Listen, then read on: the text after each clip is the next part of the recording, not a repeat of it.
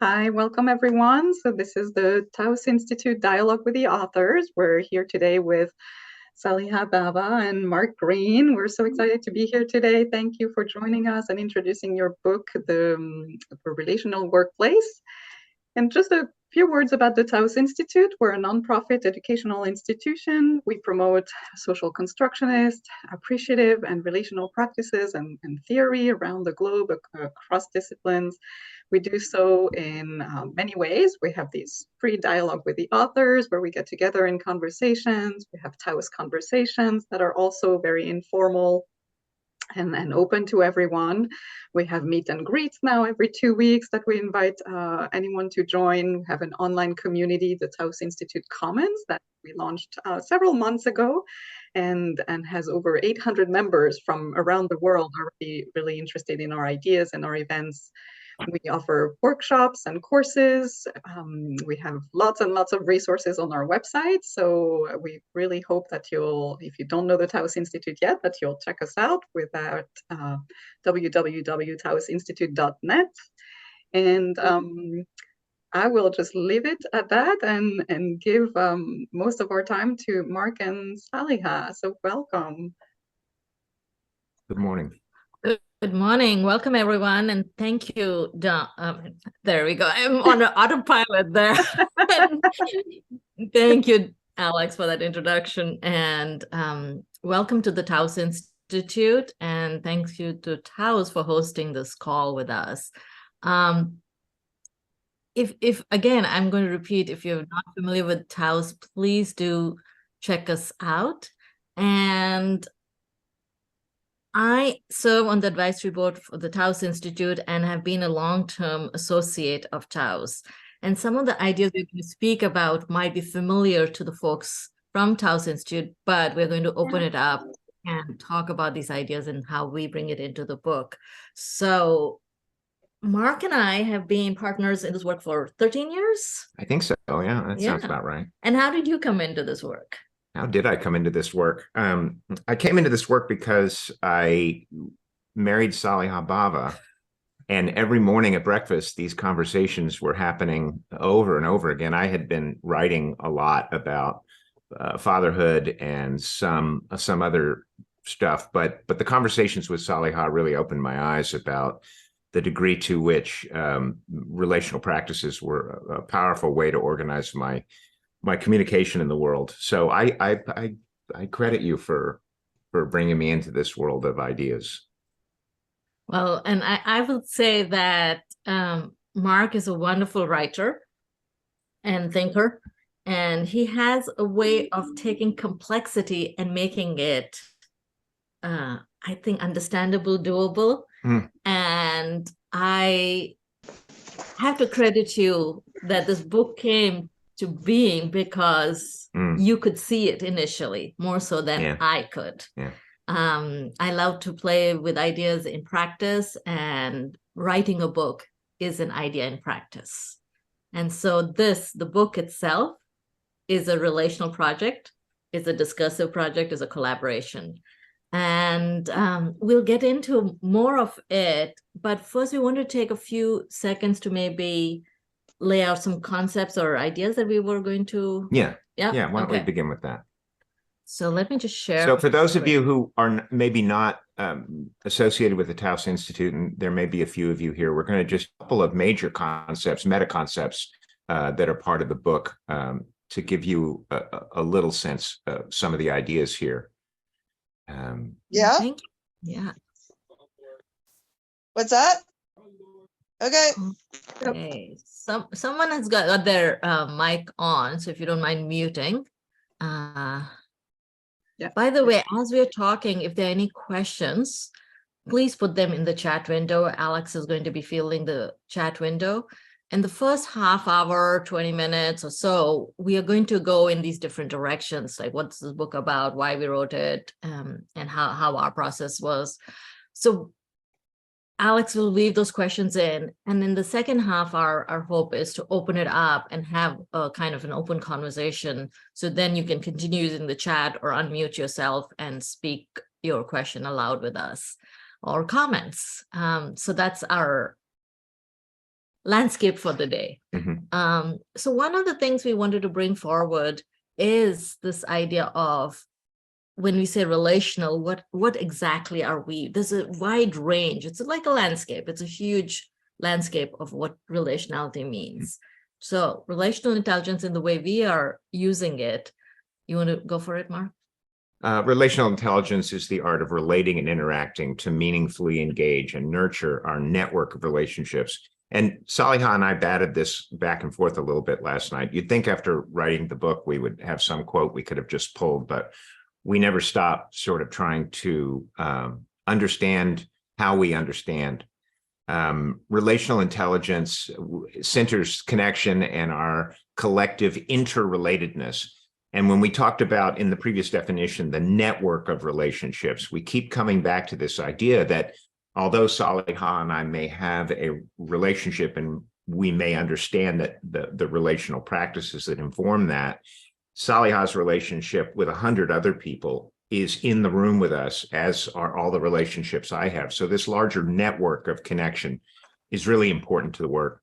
Relational intelligence attunes to the process of relating and grows from within the history and context of our relationships. And I think that the last 2 points is really where it comes out of this discursive view of relationality and attending to language, attending to meaning, attending to our interactions, as opposed to, and not to say it doesn't include, as opposed to a systemic view of relationality, which is, imagine 2 entities, 2 people, and a line between them, right? That's one common way we think that Mark and I are a relationship, or there is a connection between us. Those 2 views are included in this book, but we are growing that idea of relationality further. And this is where I think Taos is a community of these various ideas of relationality and more, that we invite you to continue to reflect with us. How do you think about relationality? When you think about it in your work, when you engage with it in your everyday practice, whether you're partners or you're thinking about your work life, how does the concept of relationality get centered, get practiced in yours? And the other big concept we're going to play with today, and want to circulate these ideas with you, is this idea of ADEI. You will hear us say ADEI often, so you'll be like, what is that word? And we have a large international audience, both here and those who will be watching this later on. And we want to not assume that these acronyms are global, right? And so for us, the word A stands for both anti-oppression and anti-racism, D for diversity, E for equity, I for inclusion, and a lot of these ideas tie back into belonging and culture of connection. You'll hear us talk and play with it. So I think these words will get unpacked as we're talking further, so I'll pause. Yeah. And should we get into the book? Yeah, we are in the book. I just want to also note we're doing the dreaded 2 people on 1 Zoom call window process here for the benefit of the audience to see how relationality plays out in a presentation, because while we're having this conversation about our work, we're also modeling the ways in which human beings relate in the back and forth, and that includes making room for each other in the frame and all the other things that are happening. We have a relationship with a small dog that's currently in Saliha's lap. There's a lot going on here in terms of the process. So you can see how well or how many challenges we run into, because we're not typically both in the same screen. Yeah, we tend to have different screens, but today we, by design, chose to do it this way. So I'm going to begin this part of the presentation by reading from our book. And what I'm going to read to you is in part for your own entertainment.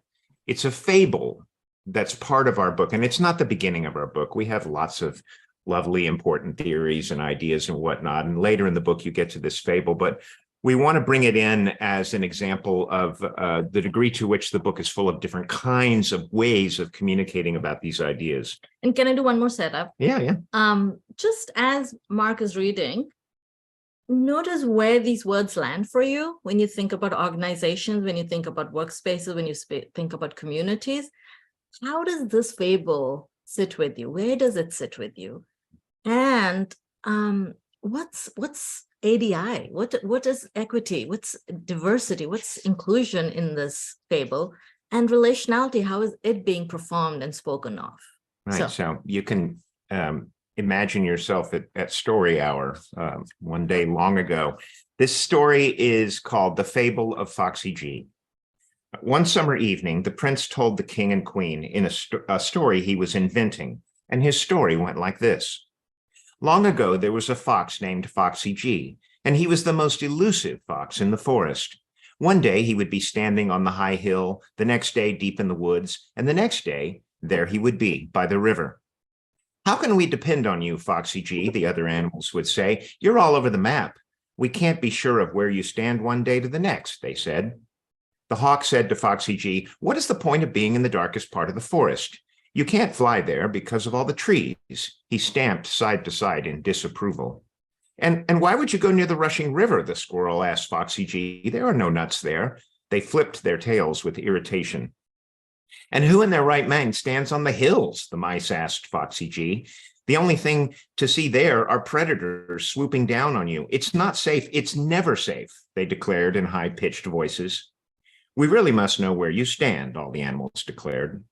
And so it went day after day, until Foxy G's head was so full of different points of view that he began to wonder how many ways he could possibly be wrong. But every time he thought he might know where he stood, something new popped up to explore, and he felt the urge once again to explore just a bit more. Look at me, said the hawk. I'm at home in the wide open. It suits me just fine. I can see everything. It's the best place to be. My choice is the best choice.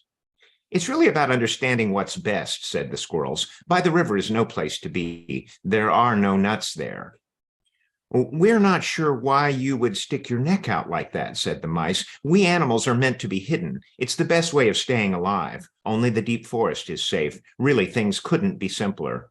Are you a river fox, a forest fox, or a hilltop fox? They demanded to know. And so it went.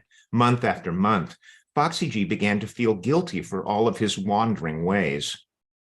If I go to the flowing river, the squirrels are not happy. If I explore the darkness of the forest, the hawk disapproves. And then there are the mice. They are so fearful of being exposed. But I love new things that I can see from the hilltops, he muttered as he explored along the edge of a pond in the woods. But each day that passes brings me no closer to deciding. I simply can't choose which place it is that I will belong. Foxy G said to himself, what is wrong with me? Why am I so all over the place?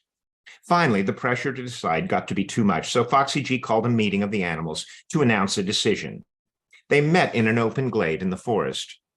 You have all convinced me, said Foxy G. I can no longer be a fox who is in too many places. It is time for me to decide what kind of fox I will be. Otherwise, I'm just a fool who's nowhere at all. At this point, the prince stopped telling the story to the king and queen. He looked at his father and mother. His eyes were sad. I don't know what I think half the time, he said. The other boys and girls are so sure of what they believe. They have such confidence. So I pretend I know, but I don't know. My ideas don't seem finished, and so I end up feeling like an idiot. The king and queen sat with the prince. Then, after a time, the king simply said, I feel that way too sometimes, like I see too many points of view. I know that feeling too, said the queen. The prince looked at them both, his sadness shifting perhaps a bit. But you seem so sure of what you say, he said. Ah, well, there it is, his father said, smiling. Seeing many points of view doesn't mean you don't know what to do when the time comes. The prince cocked his head sideways, the way he did when playing chess. Then the queen said softly, I heard something interesting in your story. Did you? He said. I did, replied the queen. She waited. The prince looked at her for a long moment. Then a slow smile crept to his lips. So small a smile that to not look for it was to not see it. What? Asked the prince. Oh, it's just something Foxy G was doing, she replied. What? The prince said, his voice rising. Well, you gave me an idea for the rest of the story, his mother replied. What? Said the prince. May I tell the rest of the story? The queen replied. All right, said the prince, giving her his full attention because he loved his mother's stories. And the queen began her part of the story. So Foxy G was ready to make a decision about where he would stand in the world. You have all convinced me, he said. It's time for me to decide what kind of fox I will be, said Foxy G. But his tail, normally upright and full of energy, hung a little low. The squirrels, the mice, the hawk murmured their agreement. And what have you chosen? They asked him. I will let these 3 twigs decide, Foxy G said, pushing 3 twigs towards them, 1 long and 2 short. He laid a leaf on top of them and said, each of you will reach under and pick 1 twig. Whoever picks the short twig will decide what kind of fox I am to be. The animals murmured their agreement. That suits us, said the squirrels. We don't much care what kind of fox you decide to be. It's simply enough for you to decide. Otherwise, it creates too much uncertainty for us. Unpredictability, said the hawk. Lack of clarity, said the mice. And at that precise moment, a waft of smoke passed among the trunks of the trees. What is that? Declared the mice, twitching their whiskers. Is that smoke? Asked the hawk, his head high. Where's it coming from? Said the squirrels, their tails whipping in alarm. What do we do? We must run, said the mice. The hawk can tell us which way to go, said the squirrels. I can look, but I don't know the way through the forest, said the hawk. We should burrow down here, said the mice. No, we should climb the trees, said the squirrels. Oh dear, hide, hide, they yelled, running in frantic circles. No, said Foxy G. We cannot stay here. We must leave this place. I get a little emotional reading this story. Sorry. We must leave this place. It is not safe here anymore, he paused, thinking furiously. We will go to water. Only there will the fire pass by without harming us. And what if the fire is between us and the river? Cried the squirrels. The current is too swift, said the mice. We'll be swept away. Meanwhile, the smoke was getting thicker. Somewhere in the distance, they heard a crackling sound, but it seemed to be coming from more than one direction. That's it. I'm out, said the hawk, rising on his wings. Good luck, he cried through the trees. Oh, well, how will we know where to run? Cried the mice. The river is that way, said Foxy G. He turned his fine ears this way and that. And so is the fire, he said. Oh, no, no, no, cried the mice and the squirrels. Climb on my back, Foxy G said to the mice, and as the sound of the fire grew, they climbed onto his back. Are you ready to run for your lives? He asked the squirrels. We are, said the squirrels, and Foxy G took off running. This is not the way to the river, cried the mice. I know, Foxy G called out, but I have taken many paths. I have seen many things. I know the forest, the hillside, and the river. I can see just a bit more. The squirrels raced alongside Foxy G, running pell-mell as sparks floated about them, and the roar of the approaching fire grew. And suddenly, before them through the trees, was the pond. They raced into the calm, cool waters and swam out to the middle where a great log sat. They pulled themselves up, panting with exhaustion. They stayed there on the log in the pond and watched as the fire moved past like a great roaring beast through the trees, and after a time, it was gone. The animals swam back to shore and pulled themselves up to the bank. Don't pick where you stand, said the mice, panting still. Yeah, absolutely, don't pick, the squirrels said, wide-eyed. Don't you ever pick. You are Foxy G, and Foxy G sees just a little bit more.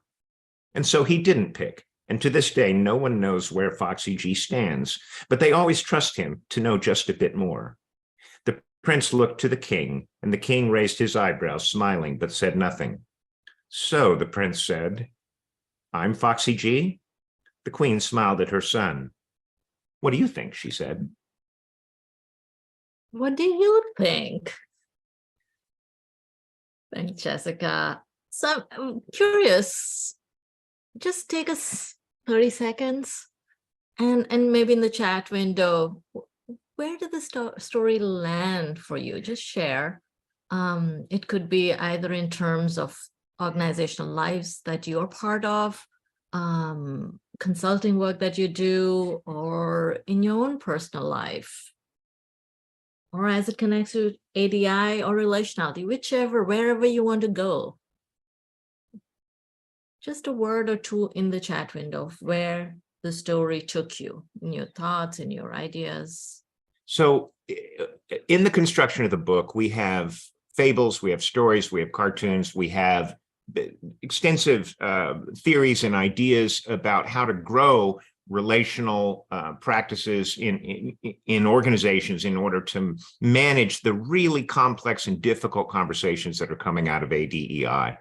One of the things that it's important to note is that when we talk about being in an organization, the degree to which ADEI moves forward successfully is highly dependent on how men relate to this issue in the organization, whether they support diversity, equity, and inclusion, or whether they are resistant to it. And the degree to which resistance is often born out of a lack of meaningful, authentic relationships between people. We tend to silo our identities in organizations. We tend to rely on roles and tasks and deadlines and all of that sort of stuff. Organizations have never really encouraged the kind of meaningful relationships and conversations that ADEI is now asking of us. Conversations about things like race, about sexual identity. These were conversations that not only didn't happen, but were actually forbidden in the previous sort of generations old versions of masculine-driven business cultures. So when we talk about a book that's got fables, that's got stories, that's got all these different access points, it also has a significant number of very specific relational capacities that we're teaching. And if you're ready, Saliha, maybe some comments about the fable. Sure, yeah. So I think to build off of it and connect to the comment, one of the things that we attempted with this book was to break out of the box of what is a book and what it should contain. And we have written another book which is similar in style, and it's the Relational Book for Parenting. And one of the times we were talking with Ken about the book, and we were talking, because he's done so many publications, we're talking about how the publishing industry itself will box you in and say, well, this is a business book. You should choose this, or you should choose that. Like, Foxy G, where do you stand? This cannot be a business book with so many things. And I think it's in that spirit, and hi, Kathy, that I appreciate Kathy's comment. I love that you wrote a fable as part of the book. It's a playful and evocative way to share some of these important ideas. And I think it's also a way to grasp the complexity of ideas, because language itself and ideas, when we talk through language, get reified. Books reify ideas. And so we wanted to bring the spirit of that these are offerings. These are our ways of bringing these complex ideas into conversation with each other in the network of relationships, and that you can take and play with it in any which way, right? Yeah, and a couple of other comments here. It feels like a story about certainty and absoluteness and its limitations. I really appreciate that. And how we relate to not knowing, it has come up in the chat. And all of these aspects of not knowing really inform what happens when you begin truly begin a relational process with another human being. It is everything about not knowing, and it's everything about not putting them in a box and trying to create a limited definition of them so that we can go back to the sort of utilitarian processes of roles and tasks and whatnot. So one of the things that, and I'm mindful of time here, it's already 27 minutes past the hour. Mm-hmm. We'd like to talk about some of the, we've shown the fable, now we want to talk about some of the more nuts and bolts aspects of the book in terms of how one actually does this process of relational practices in the workplace, which is a particularly interesting context to talk about it. It's very different than in the family, in the sense that one does not necessarily have an obligation to understand deeply the people around us.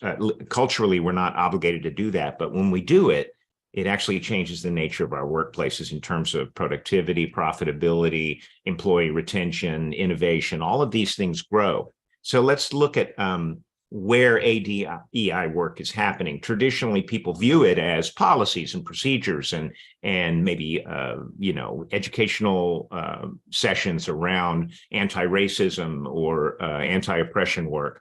But the point that we're making as our contribution to the ADEI process is that while benefits, conduct, hiring, planning, training are crucial parts of the work, there is also this relational practices piece where we talk about where the process of advocating, of being an ally, of creating belonging, all of these other factors that we have listed here come out of the individual millions of individual conversations that are going on inside organizations about the questions of how are our cultures shifting toward inclusion and equity and belonging. So this idea that I think that's happening, at least in the US where we are based, we're in New York City, is that in 2020, when there was this rush of, I got so many calls around this whole thing of, oh, we want to do anti-racism work, we want to do anti-oppression work, and the first question is, what do you mean by that? And people thought there's something out there like a checklist that I could bring in, right?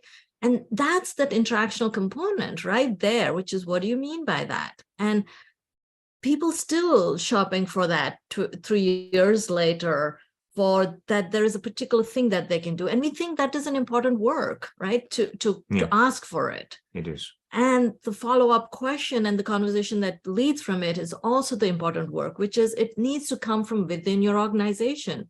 I was consulting to an organization that came together during COVID, and they were trying to bring all the various innovations that people were trying to do and support them through business practices. And so it was a global organization that was, I would say, locally situated in the US primarily. So there was this idea of doing something around ADEI, wanting to have a policy statement and practices. And as I consulted as a volunteer with them, their whole reach was global. And we got not bogged down, but really into rich conversations around what language to use when we talk about diversity and inclusion, and how. I mean, they wanted to do a survey, they wanted to do an ethnicity survey, and we had to look at the UN ways of talking, the US ways of talking, the European ways of talking, and so context became really an important element. So one of the things that we do in this book is to invite us to really think, when we are speaking about ADEI, where are we speaking from, and who are we speaking to? Right? Because there is no one, even like very popular term is allyship, but often allyship is not thought about in the way we are writing, which is the interactional way of talking about it. Yeah. What are you thinking? Well, I'm also aware that when we talk about men being able to either obstruct progress toward equity and inclusion or help it move forward, it points intrinsically to the hierarchy of power, right? Where white men are at the top of that pyramid of power, and then other folks come along behind that, that dominance-based masculine hierarchy, which defined business culture for generations, as well as politics, education, religion, everything. The history of Western civilization and other parts of the world, it has been a patriarchal power structure. So if men are resistant to ADEI work, they can slow it way down in an organization. But what that points to for me is what is fundamentally present in any sort of dominance-based hierarchy, which is it's inherently isolating, it's inherently disconnecting. One of the goals of a hierarchical system like patriarchy is to keep people from being in relationship across difference, across all of the identities and all of the internal history and all of the aspects that make us human. So our work is to say, yes, diversity, equity, inclusion is about genuine connection between human beings, especially human beings who are very different from each other. So as we go forward, Saliha, if we can maybe take a look at this is a system of ADEI work that's part of the book that Saliha conceptualized and created as part of her consulting work. So I'll say something around this, because when we talk about care and connection, often people go, yes, we want more humanizing practices. And in my work, I found that people went with what was, I'm going to put it in quotes, palatable. Humanizing is palatable, but it didn't speak to what right now Mark was speaking in terms of this whole idea of then how do we talk about oppression? How do we talk about systems of subjugation? And there was a tension between those two languages. well, are you about justice and equity, or are you about care and connection? And the point is that they are all interlocking, they connect. And for me, this is what comes from my belonging of Tao's community and the ideas of Tao's community. That even in our community, we find people will locate themselves in these different buckets. So people will be like, well, we need plurality of ideas. We need to embrace the diversity of ideas. Well, how do we do the diversity of ideas when sometimes anti-oppression is not spoken about or is rejected? So this is, again, when Mark speaks about me conceptualizing, it comes out of my practice of how to hold and see that these buckets are interconnected. And there are language patterns and communities of practice within each bucket, but that we're all orienting to very similar, hopefully, justice-oriented, care-oriented, dignity-oriented practices. Right. The language Saliha has used is that it is a holistic ADEI practice. And if ADEI ultimately relies on connection, really rich human connection, we're shifting the focus of organizations from productivity, profitability, deadlines, scheduling, to the network of human relationships, which were actually the most powerful resource any organization has. And when you care for that network of relationships, you grow inclusion, you grow diversity. Deloitte tells us in their research that you then increase innovation by a factor of 6. You increase better business outcomes by a factor of 8. Now, you have to stop for a moment and just think about that. If the history of business for 600 years in the West has been dominated by white males, utterly the lack of inclusion, the lack of diversity, imagine 600 years of Western history with a factor of innovation 6 times higher.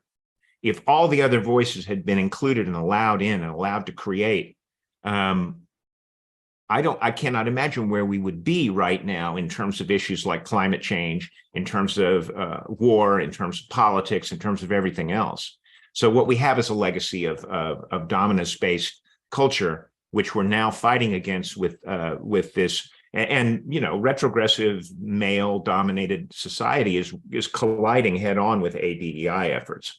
And as far as I'm concerned, it's already shifting dramatically. And if you want to pick a winner in that conflict, it isn't going to be retrogressive white male culture. And comment on that. For those of you who are calling in or listening from a different part of the world, and I'm from India, my thought could go to, well, we're not made of white males. We're mostly brown-skinned people. And my invitation is to think about it in 2 ways. One, how did colonization affect your part of the world? Where did the colonization process come from? Did it come from Europe? Did it come from some other part of the world? And who were the people there, right? So that's one response. And the second is, what is the pyramid of supremacy? How does status get valued in your part of the world? What gets put on the top and how that process is maintained? So from a perspective from India, caste system is a big part of that world. And I would include that as my way of analyzing along with colonization. Dominance-based hierarchies take different forms, but they're often the impediment to real progress and innovation and all of those things. So we'll get into that a little bit more. And I just want to move us along into another key concept.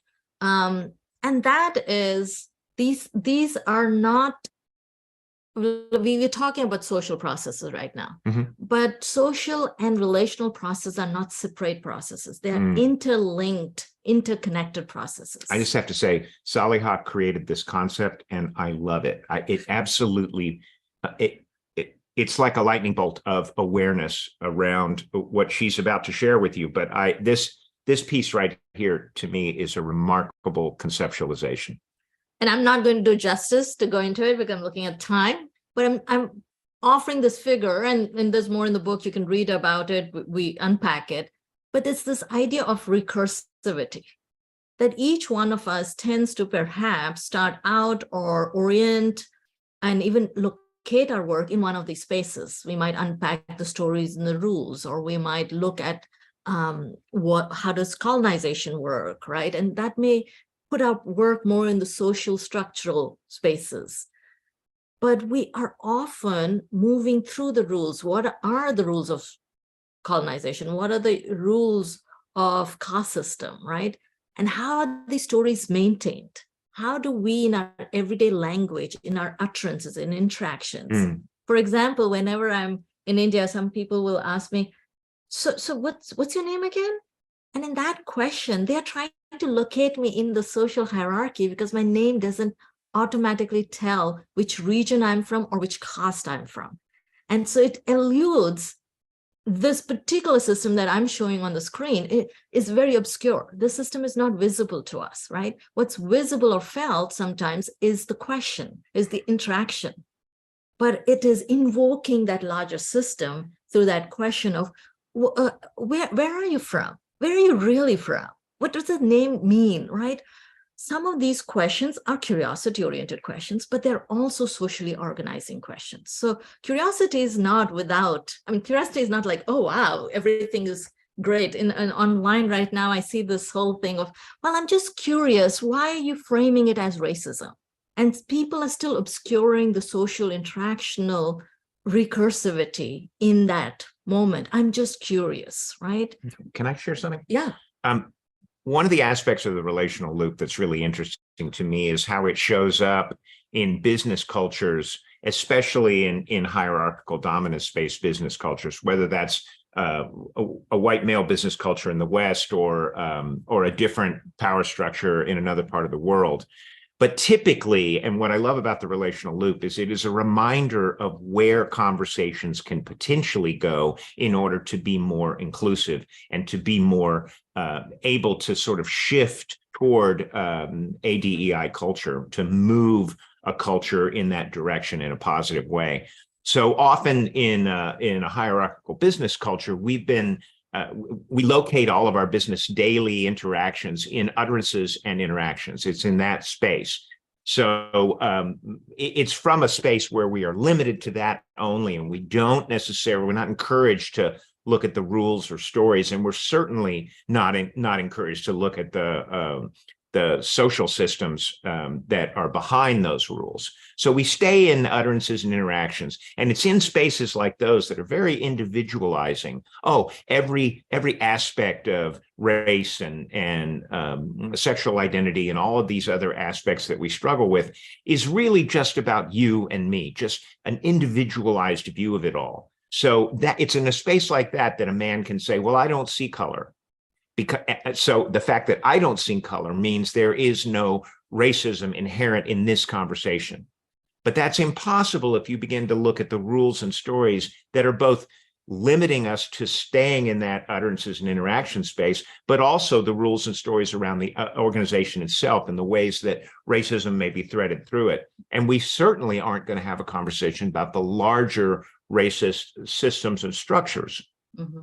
Then if you push out into rules and stories and say, and invite that other individual you're speaking to, who may not look or sound like us, to talk about the rules and stories of the company, sort of the expectations, oh, well, we don't talk about that, we don't do it this way, those kinds of rules and stories, you begin to nudge up against that larger systemic and structural.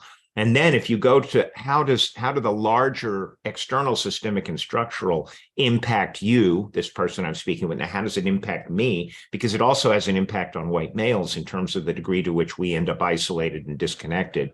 Then you begin to break open all of these narrow, limited tasks and roles and the sort of cold mercenary aspect of the relationships in business and make them more human. And I'll say one last point on this is, as a therapist, often I find myself in conversations with people at this level, in these two spaces. Where does that land in your body? People will be able to talk about a felt experience, but may not language which rules, which social context are holding that felt experience in their body. And in that moment, these four spaces, and of course more, are interconnected. So a lot of time at work, we cannot talk about feelings. We cannot say, oh, that didn't land right for me. You have to be much more logical about why it didn't land right for you. So you go to your coach or therapist to make sense and then come back and try to make change. But what if our workplaces asked for, hey, how is this meeting landing for you right now? Right. Where are people speaking from? And it shifts the workplace conversation. So I'm going to pause on that. We have one more slide, but I think we can just say that we can come back because we got about 12, 30 minutes. Right. We're mindful that we want to leave a little time for questions. So if we can go to one more slide. You do want to do that? Yeah, let me just race through that one really fast. Start talking. I've got. Okay, so I want to give you one example of a relational capacity, and the book is full of them. We have a thing called the relational wheel, which has multiple relational capacities, and we seek to help folks pick up these first 6 capacities, although what we say in the book is that there's an infinite number of them because we co-create them in relationship to other folks, depending on context, culture, relationships, history. But I want to tell you quickly about an idea, one of the ideas on the wheel, which is listen with curiosity. And what we mean by that, and what we try to help people do in training and coaching, is to change the way in which they enter into conversations. So let's say you have a person that you've been in relationship at a workplace for 10 years. It's Frank in marketing, and we know Frank, and we know what Frank's going to say, and we sort of understand how we have conversations and all of that. What happens with instead, if we're beginning a program with Frank, a new project or something, we go in and we say intentionally, I'm going to expect to be surprised, and I'm going to expect to learn something new from Frank today. What we understand about conversations is that every conversation has multiple threads, right? And if we go in with our pre-existing expectation of how Frank's going to come down on this particular project, what he's going to say, how he's going to go at it, then that would be one of the threads of the 10 threads, right? So let's say it's this one. But if we instead go in expecting to be surprised and to learn something new, one of the things we can choose to do is to listen for the other smaller threads in the conversation. Sometimes little, very small, quick passing mentions. Oh, I had this other idea, but and it was kind of crazy. But anyway, the way we normally do this is X. If we go back and say, no, tell me about that other thread. What was that other idea you had?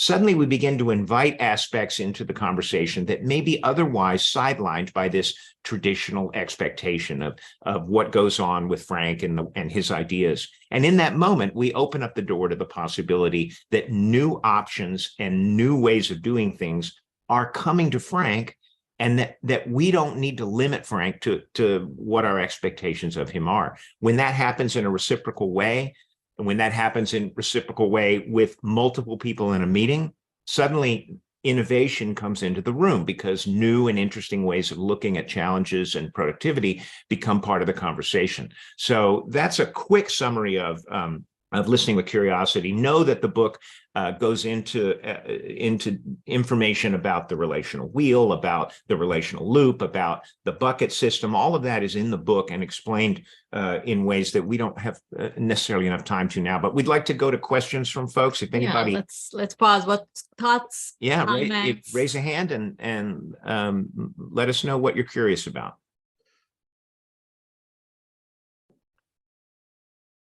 I know we threw out a lot. Yeah, that was quite a tidal wave.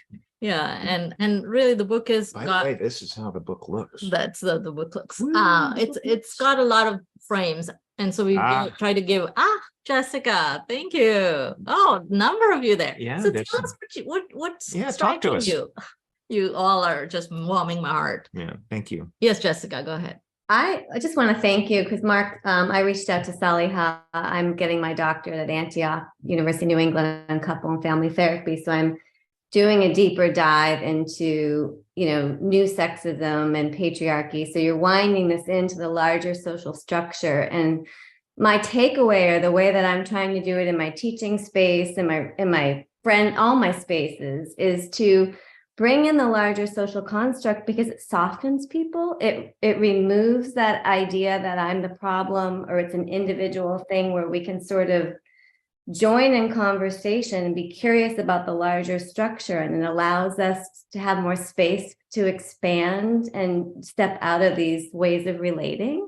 So I feel like that's sort of my approach, is to bring in awareness, and it allows people to soften and can join. And it's almost like people are on a mission together to not fall into the dominant discourse or the social expectations and the norms that we have. I don't know. I just wanted to share that. That's sort of how I'm framing it. I feel like I'm on a high learning arc, and I'm excited to just read and take in your conversations and the things I'm learning silently and, in your books and your work on the side. So thank you. Thank you, Jessica. I'm looking forward to your dissertation conversation. So that's how we build. We build on each other's ideas. So thank you for that. Yeah, thank you for that. I just raise your digital hand so then that way you can line up, because I know a couple of looks like people have unmuted themselves and muted themselves back. So yeah, where's the hand raising function? It's on it's under reactions. And you can raise your hand. Yeah. So other thoughts? Don't be shy. I know a lot of you are working. Kathy. Hi, great to see you and great to hear about the book. Looking forward to getting it and learning from it. And what a wonderful presentation. Saliha, of course, you know my work, so I'm very intrigued by a lot of what you share, and in particular, very intrigued by listening with curiosity. Mm-hmm. So I really love what you were describing, and I just wondered if you could share. I'd be so interested to hear what has that looked like in your consulting work. Like, how have you actually worked with people on those performances, and what has that looked like? Mm-hmm. Well, thank you, Kathy. And it's special to have you here. I'll just plug in for those of you who are listening that Kathy is going to be having one of our Taos sessions like this. When is it, Kathy? Let's plug. I think it's next Wednesday. Next Wednesday. Next week, the 24th. Yes, a Taos conversation. So do join in, because this is actually going to be like a really, having been with Kathy, a session that will unfold a lot of these ideas in practice. So thanks for asking that. I think curiosity for me is a way of being. It is a way of being in the world where you're listening, like when one instance that Mark was saying, for what are the different threads in a conversation? You're listening for context. You're listening for how the person is speaking, where they're speaking from, in terms of how in their language, in our interaction, are they positioning themselves? And it's not about me filling that gap in my head. Like, I don't want you to just see me as a brown woman, right? I want you to get curious. If I'm speaking my story, where do I speak from? So that's one of the things that's happening in ADEI, is sometimes the identities are getting sedimented, as if we know what it means to be a brown woman from India. Unless you get into my stories, there is no way you're going to unpack that. But brownness matters. Women, gender, sexism is the water we swim in. So I'm not saying don't look at it, because that's the social. Get curious in terms of where are you listening and receiving the story, where are you engaging with, and where is the other speaking from, and what is this conversation producing? Get curious about what is emerging. So these are different ways by which I perform curiosity. But one of the struggles with curiosity is, like I was saying, people are now using it as a way to obscure the dominant behavior where they want to keep out the social. I'm just asking, I'm just being curious. And so that performance is starting to go on the rise, in my opinion. And this is my social media analysis. When I see the social media ways by which people just don't, what we say, read the room, right? And how they perform a version of, I'm doing curiosity one down, why are you attacking me, right? And I think there is something there with any concept like curiosity and how it can get reified and how it can be performed. So that's why I love Kathy's work, because it's about re-performing things and noticing for new ways to perform and grow a head taller, so to speak. I'll also answer you in this way, Kathy. The coaching work that I've done with leaders tells me something kind of important, and my focus is very often on the hierarchical dominance, cultural aspects of every every part of our lives.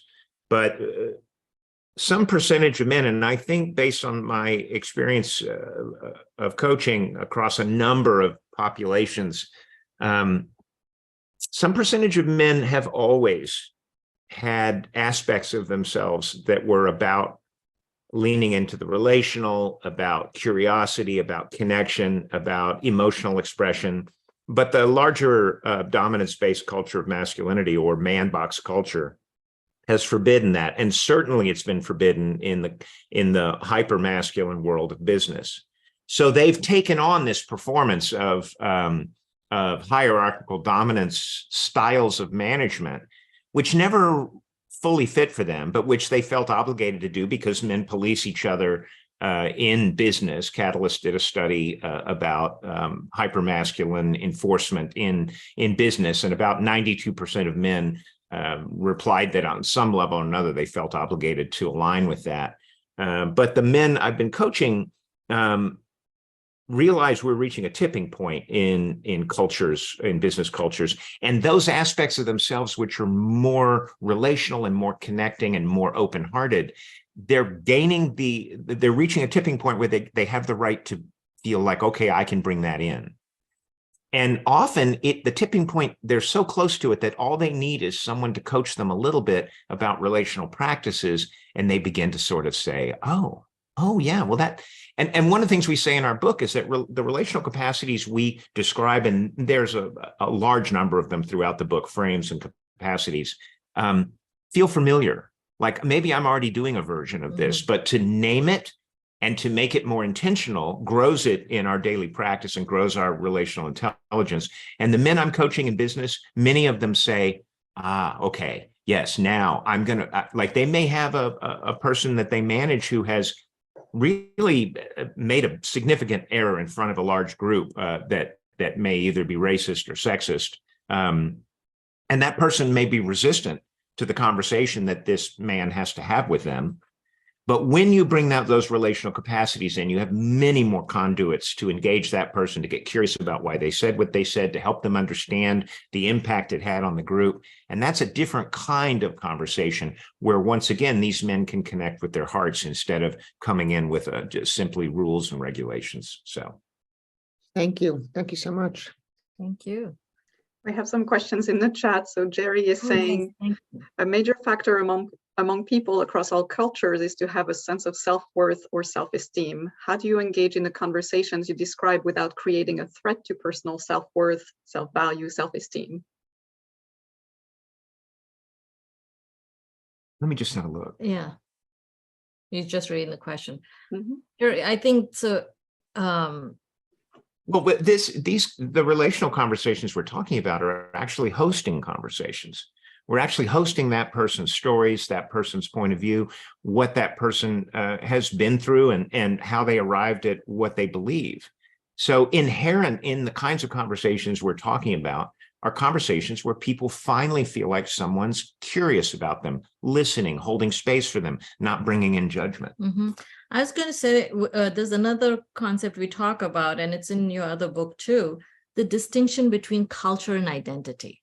I think this idea of self-worth, self-esteem, self-value, and I'm going to name a big word, it's becoming like a psych domination language system where we are emphasizing the self and decontextualizing the self. How did the self even come to be?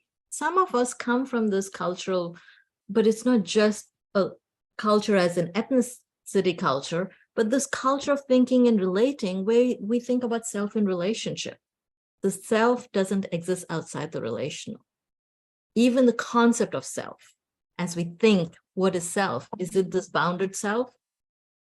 Is my self-esteem and self-worth going to be mine if I was raised in a family culture, in a larger social culture where I would be told every day, you're not going to amount to anything because of either my skin color or my ethnicity or my gender or so on and so forth. And so I think part of that is two parts of this conversation. It's really important. One is, I think, how we approach that conversation, how we are hosting people. And the second is how we locate the construct of self itself. And one of the things we do in this book is offer this distinction between culture and identity. For a lot of people, their identity is their culture, especially with lots of people I've coached. Oh my, if the work identity is failing, their sense of self is failing. And so who are you outside of work? Who are you within work? How else can we be seen? And where did these ideas of constructs of self come from? That's the cultural conversation, right?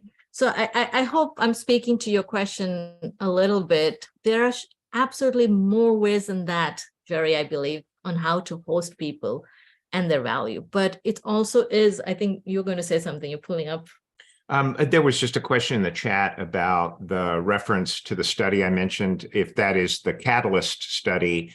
Catalyst.org is actually, they do a lot of research around workplace equity for women, and they have the study on what they call specifically masculine anxiety. I was wrong, it wasn't 92%, it was 94%. It says nearly all men indicated that their workplace has some level of what they're referencing as combative culture. So, and then the other study was the Deloitte study, which was talking about 6 times. Right, equity and inclusion. If you, and these things are all, they're all in our book. If you just Google Deloitte equity and inclusion, a ton of data comes up, including the research that they cite around that question of 6 times innovation. What I can do, I mean, I can't really get on the computer right now without messing all this Zoom stuff up to give you links. But if you want to reach out to me after, I'd be happy to send you links. Also, when this recording goes up, we can add some of these studies on the we can add section. some of the links. So yeah, on the Taos Commons, you'll have to come back to it. How are we doing? I think we're right on time. Yes, so we're right. We're coming to the top of the hour. There's one more comment I wanted to acknowledge in the chat from Susan. If you maybe in a sentence or two or very briefly want to touch upon the concept of relationality with the planet and nature, she's asking. Absolutely. Go for it.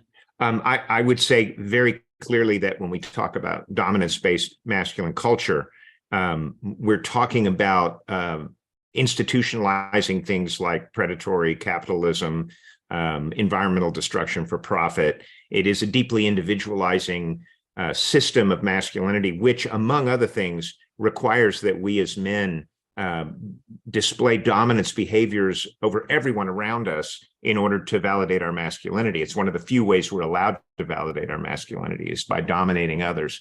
And that includes, I think, dominating systems, societies, and ultimately the global environment. So there's a direct correlation between the lack of inclusion, the lack of diversity, the lack of belonging that turns men into ways of expressing masculinity that are violence.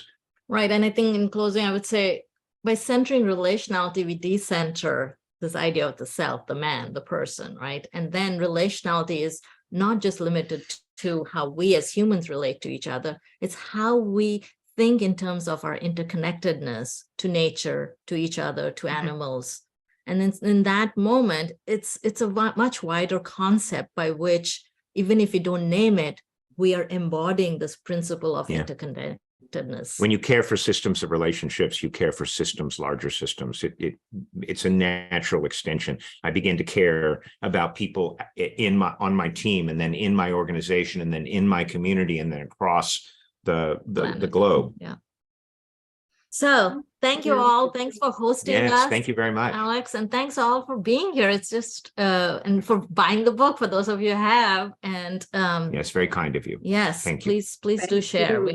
Thank you, And if you want to learn more about the book, you can go to relationalworkplace.com. We have some videos there, some other stuff. So thank you so much, Mark and Saliha, for hosting this great conversation today. Very inspiring. And thank you, everyone, for joining. You can find more, of course, at the Taos Institute website, on the comments, our online community, and of course, on the book website. So enjoy the reading and stay in conversation.